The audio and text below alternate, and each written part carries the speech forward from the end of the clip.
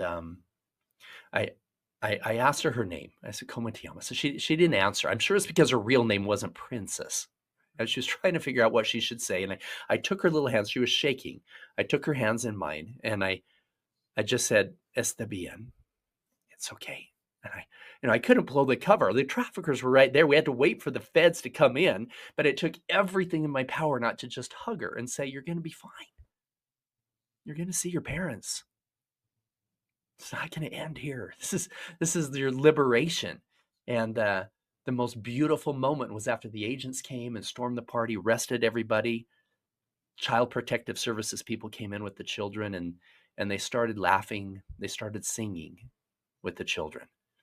And that sound of freedom was the most beautiful sound that I ever heard. I started crying, turned to and they weren't supposed to tell the kids that we were the good guys, but somebody must have said something, because as we were being led off the island, one of the children, the same little girl, she was standing there next to some other friends, and she had her hand on the window. She was crying again. It was a kind of a screen window on the door. She was crying again, but she was smiling and waving. And she said in her broken English, she said, "Thank you. Thank you, Americans." And I started crying. I turned to the operator with me and I said, "Bro, I've spent my whole life making money, making rich people richer. I want to make a difference.